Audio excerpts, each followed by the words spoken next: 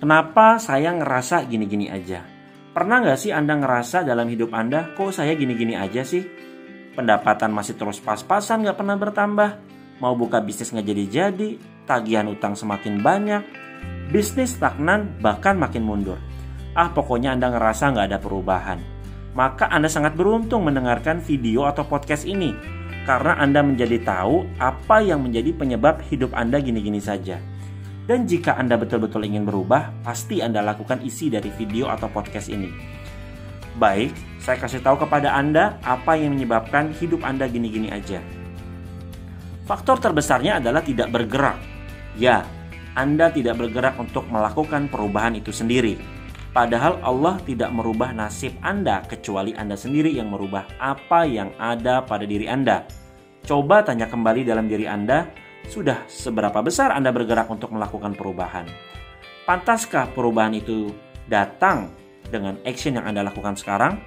So, jangan salahkan kenapa hidup Anda gini-gini aja, tapi salahkan kenapa Anda tidak bergerak untuk melakukan perubahan. Yang menjadi pertanyaan Anda adalah kenapa Anda tidak bergerak untuk melakukan perubahan? Jawabannya mudah, dan ini sudah menjadi pola. Kenapa saya bilang pola? Karena selalu saja saya dapatkan kasus ini di banyak orang. Jawabannya ada dua hal. Yang pertama, karena Anda tidak tahu detail perubahan apa yang ingin Anda capai.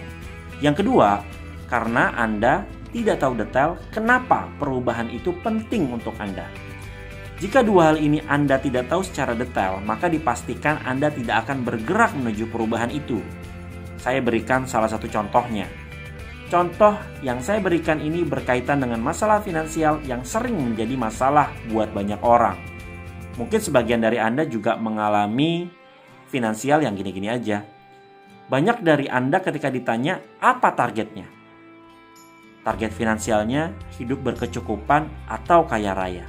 Nah, ini bias alias nggak jelas. Anda cuma ingin hidup berkecukupan, tapi Anda nggak buat detail hidup berkecukupan tuh secara finansial berapa pendapatannya. Jadi, kalau bicarakan finansial jangan ambigu. Jelas dan harus detail, langsung targetkan angkanya.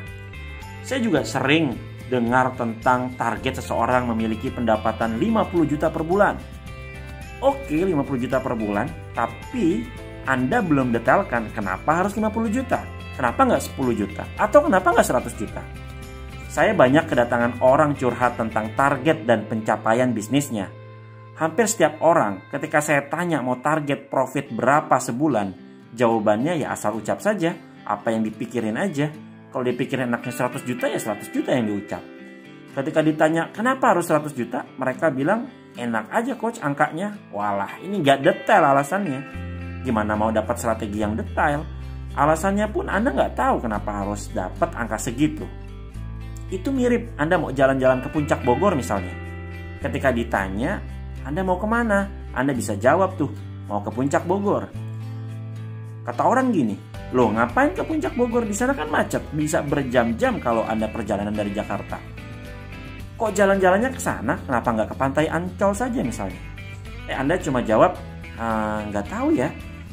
Kayaknya enak aja kalau di puncak. Nah, alam bawah sadar Anda yang mendominasi 80% keputusan Anda untuk bergerak belum dimaksimalkan. Anda nggak tahu detail di puncak itu ada apa saja. Bagaimana suasananya? Apa bedanya sama jalan-jalan ke Ancol? Sehingga alam bawah sadar Anda tidak terbayang kenikmatan di puncak. Lah, kalau bisa begini, bisa-bisa Anda akan putar arah ke pantai Ancol kalau memang macet. Kenapa? Anda nggak punya alasan yang kuat kenapa Anda harus ke puncak. Anda nggak tahu kalau di puncak itu fresh, sejuk, banyak wisata gunung, view-nya indah, dan lain sebagainya. Kalau Anda tahu, maka hambatan apapun di depan Anda tidak akan merubah tujuan Anda. Balik lagi ke kasus tadi. Banyak juga yang sudah tahu detail targetnya tapi nggak tahu detail alasannya. Akhirnya Anda tidak punya strong why, alasan yang kuat kenapa Anda harus bergerak. Endingnya ya tetap juga nggak bergerak. Contoh dalam hal pendapatan. Hampir rata-rata orang punya prinsip kebutuhan harus mengikuti pendapatan. Artinya, berapapun kehidupannya harus cukup. Nggak cukup ya dicukup-cukupin. Apa yang terjadi kalau hidup Anda dicukup-cukupin? Anda nyerah kalau kehidupan Anda di bawah standar. Dicukup-cukupin, akhirnya pakai hutang.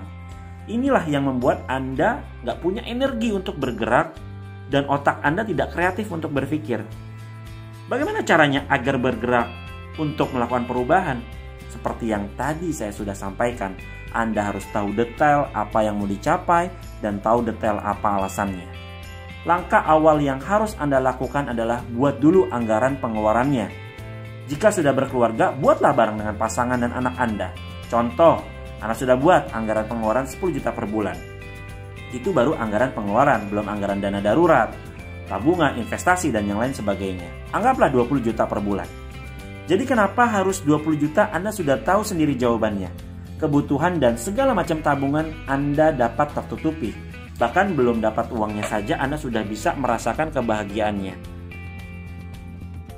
Tapi coach, setelah saya anggarkan kok jadi nggak sesuai ya? Karena gaji saya hanya 15 juta misalnya. Nah justru di sini tantangannya, inilah yang membuat Anda bergerak untuk melakukan perubahan. Berarti penghasilan Anda minus 5 juta. Bukankah Allah maha kaya? Bukankah Allah juga maha baik? Kenapa Anda harus takut membuat anggaran yang besar kalau Anda yakin bahwa tidak ada yang tidak mungkin bagi Allah? Tugas Anda adalah doa dan usaha bagaimana Anda bisa mendapatkan penghasilan tambahan 5 juta di luar dari gaji Anda. Otak Anda akan berputar, bisnis apa yang mau Anda jalankan? Energi Anda akan bertambah berkali-kali lipat untuk menjalankan bisnis guna mendapatkan penghasilan tambahan. Jadi, kesalahan orang selama ini nggak bergerak melakukan perbaikan pendapatan, nggak juga mulai bisnisnya, nggak melakukan perubahan yang besar di bisnisnya adalah Anda kurang men-challenge diri Anda sendiri. Anda selalu berlindung di balik kata-kata syukur dan pasrah, tapi sebetulnya adalah menyerah. Harusnya Anda berprinsip, pendapatan saya harus mengikuti kebutuhan. Jadikan pendapatan itu harga mati sesuatu yang harus dicapai. Jiwa Anda harus bisa merasakan apa jadinya jika Anda tidak mendapatkan pendapatan yang sudah direncanakan itu. Hidupnya akan di bawah standar, tidak bisa sedekah, tidak bisa umroh, tidak bisa punya tabungan haji, kekurangan biaya sekolah, dan lainnya. Kalaupun sudah terpenuhi kebutuhan dengan pendapatan saat ini, maka naikkan lagi kebutuhannya. Perbesar lagi sedekahnya, perbesar lagi tabungannya, tambah pos-pos untuk memberdayakan orang-orang di sekitar Anda. Maka tips dari saya 2 hal. Yang pertama, Anda harus tahu detail apa yang mau Anda capai. Sebisa mungkin gambarkan dengan angka dan hitungan. Yang kedua, Anda harus tahu detail kenapa itu harus tercapai. Sebisa mungkin Anda buat gambaran apa yang Anda rasakan jika tercapai dan apa yang Anda rasakan jika tidak tercapai. Dengan begitu, Anda akan punya alasan kenapa harus bergerak.